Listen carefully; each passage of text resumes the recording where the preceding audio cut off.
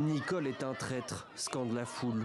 Rassemblés devant sa résidence, les manifestants s'adressent au Premier ministre arménien, Nikol Pachinian. Ils l'accusent d'avoir abandonné les habitants du Nagorno-Karabakh, cette région séparatiste enclavée en Azerbaïdjan, mais peuplée d'Arméniens. Le chemin de la paix n'est pas facile. Il passe par des chocs externes et internes. Et nous devons le parcourir pour le bien de l'indépendance, pour le bien de l'État, pour le bien de l'avenir.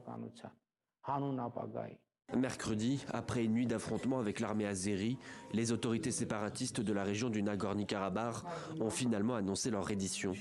En manque d'hommes, de matériel et de munitions, les groupes armés arméniens ont avoué leur impuissance et accepté de se rendre à la table de négociation.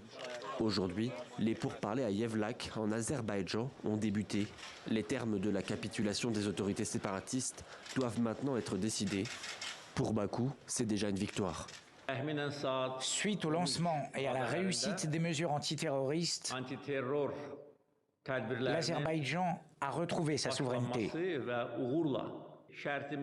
Ayant accepté nos conditions, les rebelles ont également commencé à remettre leurs armes. Pour la première fois depuis 1994, la région du Nagorno-Karabakh revient donc sous contrôle azerbaïdjanais.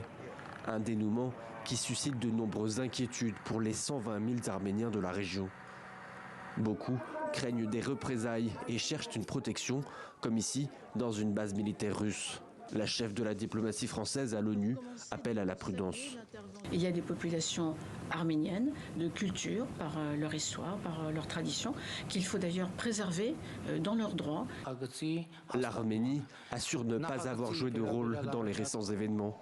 Le pays veut éviter une nouvelle escalade militaire avec l'Azerbaïdjan, car les tensions sont grandes entre les deux nations. Il y a quelques heures, Erevan a accusé l'armée azerbaïdjanaise d'avoir ouvert le feu sur une de leurs positions militaires à la frontière.